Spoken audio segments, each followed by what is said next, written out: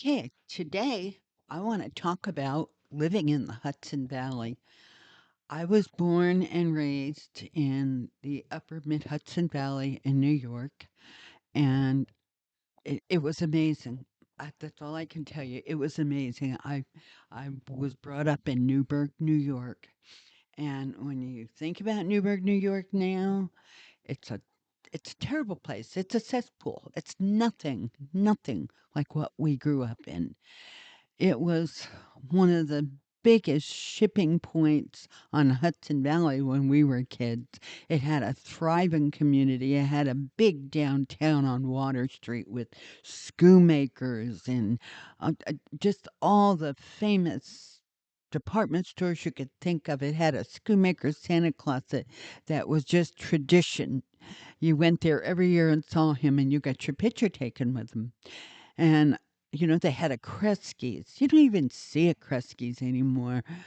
And it was just a very vivacious shopping district along Water Street. It was probably a half a mile long, and it was amazing. That's the only way I can describe it. But back then, it didn't matter where you lived in the city. You could go anywhere. You could live in the West End and walk all the way downtown to City Hall. You could go anywhere. You were safe.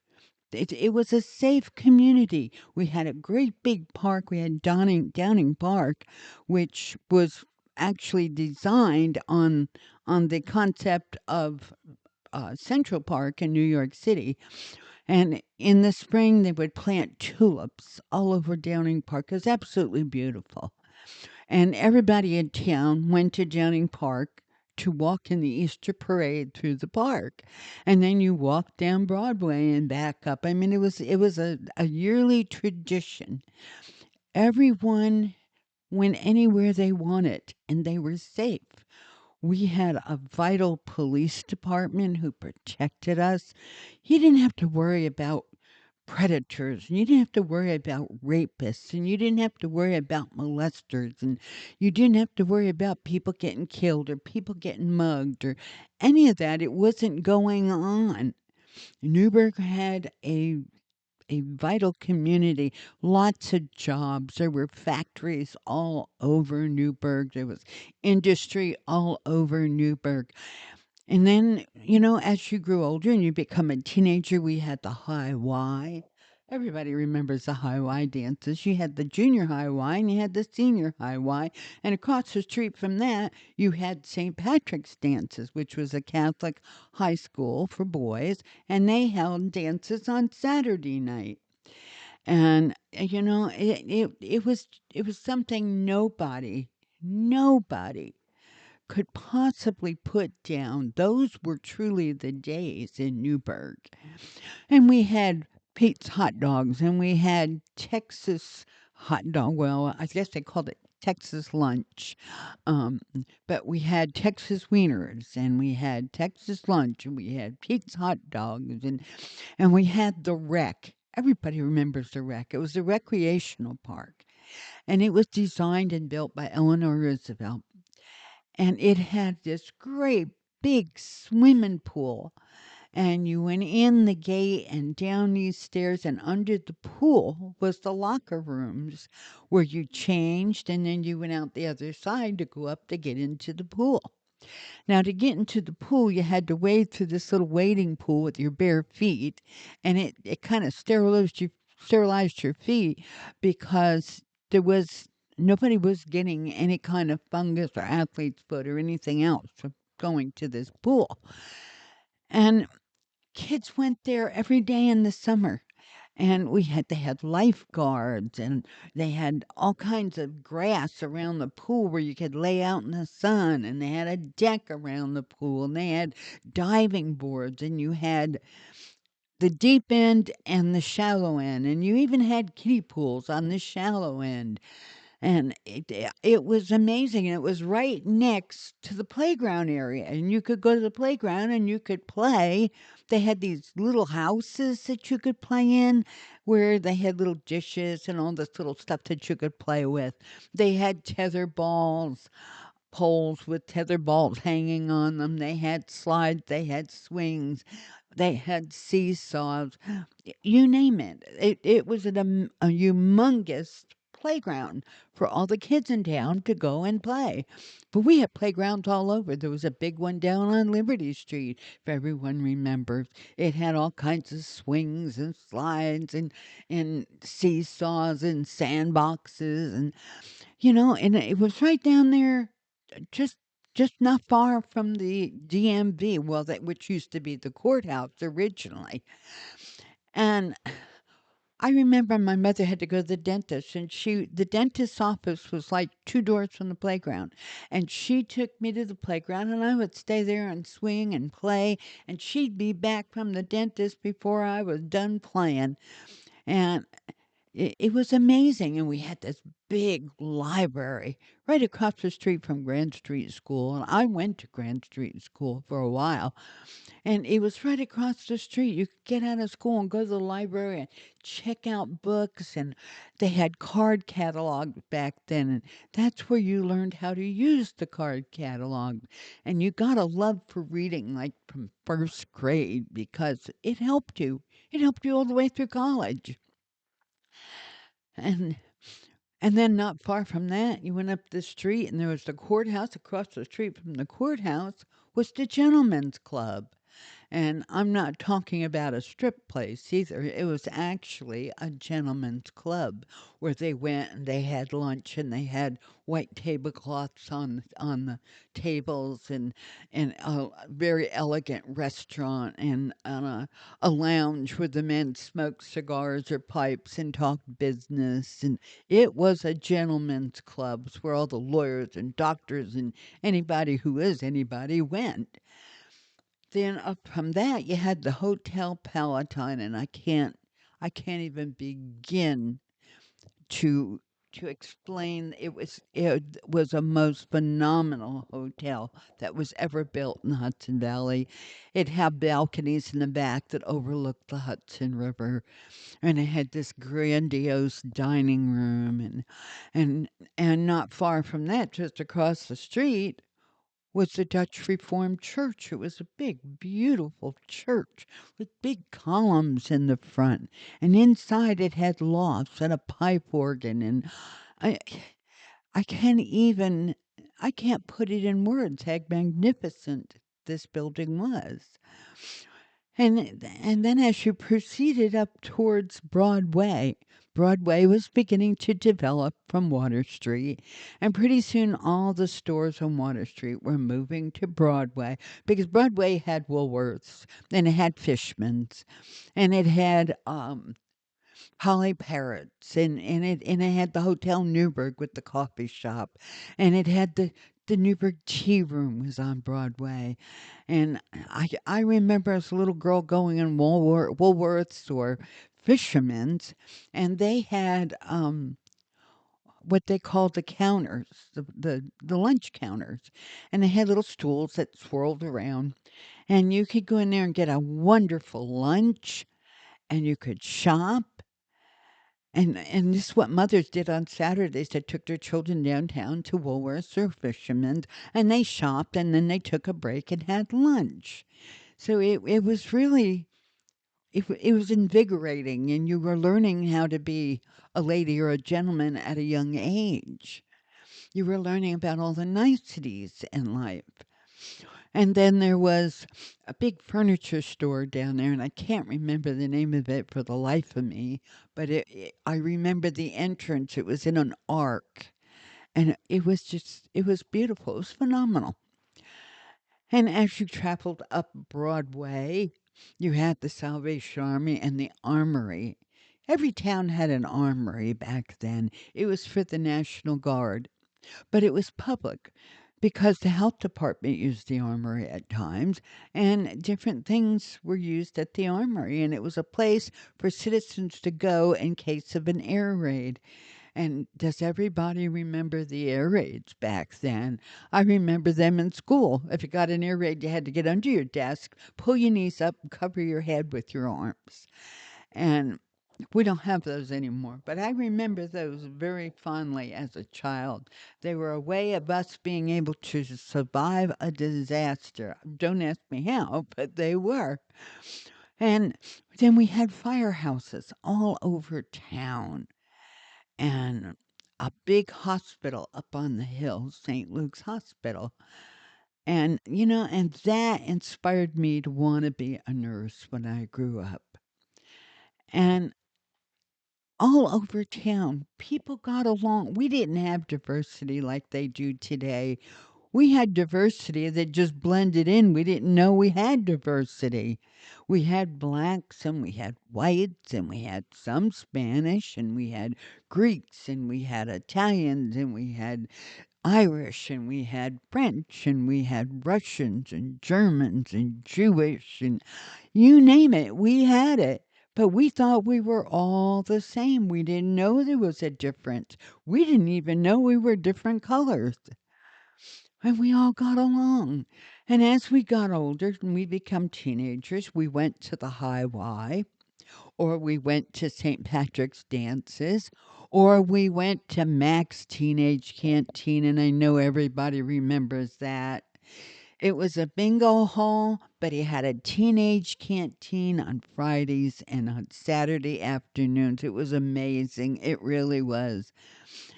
And then we had the Avalon. It was way out 17K, the old Avalon with the wooden floors, and you could just skate for hours and hours and hours. And that was where you learned how to dance on skates. Then they moved it to Dixon Avenue because they sold that building to, I think it was Lloyd's. I don't think it was Lloyd's. It was Big Lot something. I don't remember now what the name of it was, but they sold it to a store. And so then you had the bowling alley, which was on Dixon Avenue, and the Avalon was right across the street from it now. It was a little bit smaller, but it was still the Avalon. And Tiny played the organ, and you could just skate and skate and skate for hours. Or you could go bowling. I mean, between the dancing and the skating and the bowling, we even had in junior high, we had someone who played uh, popular records, rock and roll records, and on the loudspeaker in the gymnasium so that we could dance after lunch at junior high. And it was a lot of fun. Everybody loved to dance. And you learned to dance when you were like 12 and 13. And it just wasn't like today. Kids were dancing, they were skating, they were bowling, they were walking up and down Broadway, they were going to Fisherman's on Saturdays for lunch. Yeah, it was a different world. I remember the winters. The winters we went to Downing Park so that we could sleigh down the hills. They had big hills on the back of Downing Park, and we used to pull our sleighs up there and sleigh ride down those hills. And there were other hills in Newburgh as well. And a lot of the kids would go sleigh ride on those neighborhood hills too.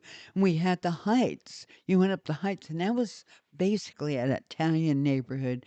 And my grandparents had a house on the Heights, and you went up there and you sleigh ride off the hills up there, and they had the bluff behind the heights, and it was called the bluff because that's what it was. It was a hill with a bluff. And a lot of kids at South Junior High used to get down down the bluff and get in trouble. Play I don't know what they call it, where they used to run and jump over each other and try and get kids to jump off the bluff. Um, and it was just, we had a lot of fun, but it was good, clean fun. It was harmless fun. And I remember leaving South High, and you could walk down to Argenio's and get a tuna fish sandwich and and a chocolate milk for lunch, or you could eat lunch in the school. Th- Things were so different. Or you could walk on down past the junior high, walk on down to the bridge cross over into Ducktown. It was New Windsor, but they called it Ducktown in that area. And my Uncle Mike and my Aunt Trissa used to live in Ducktown. And in Ducktown, you had a whole lot of people there. They had little candy stores and stuff, just like they did all over the city of Newburgh. I mean, there were candy stores on almost every corner. There was one on Lander Street. There was one on Fullerton Avenue. There was one up on the Heights. Argenio's was a candy store. I mean, they were just all over. And that was back when you could go in a candy store and they had a little stool where the candy was. You stepped up on the little stool and you got a paper bag and you put all kinds of candy in it. And for 10 cents, you could get a full bag of candy. It was amazing. It was just amazing. When I look at things today, I think, boy, these kids don't know what it is to be a kid. And we went farther up Broadway and we had the Grand Union and the A&P was right beside it. Two grocery stores side by side. And some people bought things in the Grand Union, some people bought things in the A&P. And you could get the crosstown bus. You could get on that bus in front of the Grand Union on Upper Broadway, and it would go all around town, up Fulton Avenue, down South Street, all the way down Liberty Street, and up to the Heights, and around and back. And you could get anywhere in town on a bus. We had public buses, yes. And I remember once you hit about, oh, I don't know, 9, 10, you wanted to make your own money because that's what you did. That's what we did as kids. Not that we needed it. Our parents gave us everything we needed. They provided for us. But the satisfaction of making your own money, it made you feel like you were somebody. So you started walking dogs in the neighborhood. I used to walk dogs. You st- by the time you were 12, you were babysitting. You took clothes to the dry cleaners for different neighbors, and you picked them up for different neighbors. You ran errands for people. I remember going to the city and town home to visit my step grandmother, and there was three other ladies there. My step grandmother would send me up to the drugstore to get something for her, and three other ladies would have me get things for them. And they all wrote it down and put their money inside the piece of paper, and I went and got what they wanted, put the change back inside the piece of paper and put it in the bag with whatever they got, and brought it back and gave it to them. And they all gave me a quarter for going. I could make $1 just by going to the drugstore. And back then, that was a lot of money. And we rode bicycle. We took our bicycles all over town. We rode bicycles. We had um, Crystal Lake, which was a lake with a kind of a restaurant and bar in front of it, and kids went up there and swam. We had Snake Hill. I know everybody remembers Snake Hill. It was named that because there were so many snakes up there. And if you could climb top of Snake Hill, boy, you was doing that. That was a big feat. Every boy in town had to actually do that. It was some kind of right or something. I don't know. And and then we had in the summer, all the schools had parks behind them. They had dental hygienists. They had people coming in doing uh, ugly dog contests, ugly shirt contests, all kinds of things. There was always things to keep us kids occupied. We had dancing schools for the girls. We had fife and drum corps where you could join fife and drum corps and be a majorette. Or if you played the drum to play the fife, you could join and do that.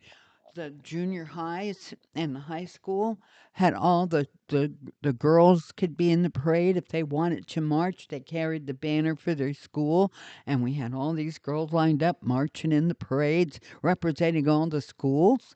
We had two junior highs and a high school at that time, and I remember that so well. And then we had fife and drum corps behind them. And we had bands from all over. We had all the school bands were behind the girls that were marching. And we had fire trucks. And we had the veterans. We had the VFW and I don't know. We had everything. We had big parades for everything. Every Memorial Day, there would be a parade. Every Christmas, there would be a parade. And every Labor Day, there would be a parade. We're always having parades. I remember that so well. There were things to do in that town. We had community pride. And I remember the diners. Oh my God. We had diners all over town. There was a diner down on Broadway by the Armory, just before the Armory. There was a diner up just above 9W before the graveyard. There was diners on Lake Street. There was a diner on Lake Street. It was called Callie's. And then on 9W going past the wreck, there was Sam and Bill's. And then you went to Bill's Gate, and there was a couple of diners there, and you went out 17K, there was a couple of diners there. There were diners out 9W. They were all over the place, and they were open 24/7. You'd go in the diner at 4 o'clock in the morning and get breakfast. And all the bars were all over town. And after the bars closed, because they used to close at 3 o'clock, I think, or 2 o'clock, and they went to the diners for breakfast. Everybody went to the diner, got something to eat. They sobered up.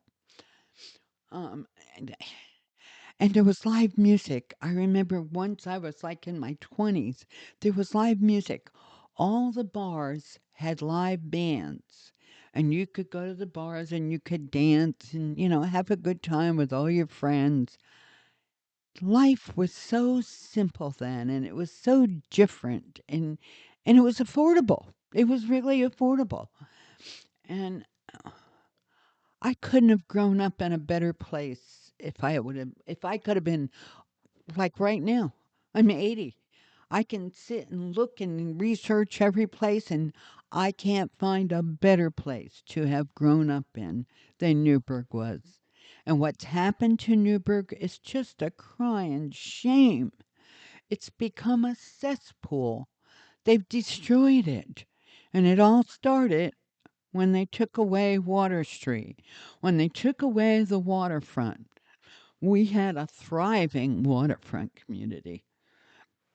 And for some reason, the city founders, or the city dads, the city council, decided to do away with it. And they were doing urban renewal. They didn't renew a damn thing. It's still in shambles down there. And once they did that and they moved everything to Broadway, that was the beginning of the end. Things started getting bad. And I left Newburgh in 82. I never looked back. I had no reason to. I went and got my mother, moved her in 92, and I had no reason to go back to Newburgh. They destroyed my childhood memories. And now it's not even a shadow of what it was. We had George Washington's headquarters on Liberty Street, which everybody used to go to Washington's headquarters. And we'd go down there and we'd sit on the cannons and take pictures and go up in the lookout tower, and we'd go through the museum and Washington's home, and it was beautiful. It was a big part of our history of who we were. And today, it's nothing. They've destroyed everything. They've taken all of our childhood and turned it into a cesspool. And that's heartbreaking. It's really heartbreaking, and it will never come back. They will never be able to bring all that back. The trust, the respect, it'll never be brought back. Not like it was. And we had to say goodbye to it, and a lot of people are leaving. A lot of people moved out of Newburgh after generations of families lived there and relocated elsewhere. And we made a better life than what we left behind because things were getting really pretty strange before we left. Now it's a lot worse, but I saw the signs and I left. And I don't regret it. I just wish that my hometown, not the one it is, the one that I remember, I wish that my hometown could have stayed the way it was. But I guess time changes everything. But I came to Missouri and I love it. I love it. Missouri has the same foliage in the fall. Missouri has rivers and it has lakes it and it has affordable living. And yeah, it was a culture shock. I had to get used to the way they do things. Things were a lot slower here. When I moved to Missouri, I had to slow down a lot. They don't have that fast pace. But deep down inside, they have the love for their state. They have the love for their home, and that's how New York was. So if you're thinking about leaving New York, don't think twice. There are better places. Missouri's one of them. There's a lot better places, and you can do a lot better for your family, and you can have a lot better life. We don't have the immigrants like New York has because we're not a Democratic state, we're Republican. But I don't think it has a lot to do with it. We pass laws here, and immigrants don't get to stay here. We get rid of them. And it's just how it is. You can call a hotline and get rid of immigrants here. And there's nobody here from another country who doesn't want to be an American. They show signs of not being not wanting to be American, and they leave in a hurry. And there are no free handouts for any of them. They come here, they work, they become naturalized, or they leave. And we all get along, and we're all happy. I mean, I'm not a Missourian by birth. I'm a Missourian transplant, but I'm a Missourian now in my heart, and you will be too if you just give it a chance. Just leave, find a place that says home to you, and be and give it a chance because better things are happening. You just got to find out where, and you got to go try them out. Times have changed. I know that times have changed everywhere, but we can make a better life if we really want it. Don't be afraid to move and make that better life. Don't be afraid to take a chance. When I come out here, I come out here with kids and a U-Haul. I had no idea what I was coming to, but I knew I had to make it work. I knew it had to be better than what I left. And I was right. It was. And it's gotten better ever since. So next time I want to talk about how we get through these bad times we're in right now. Till then, subscribe below if you like what I'm doing, and I'll see you then.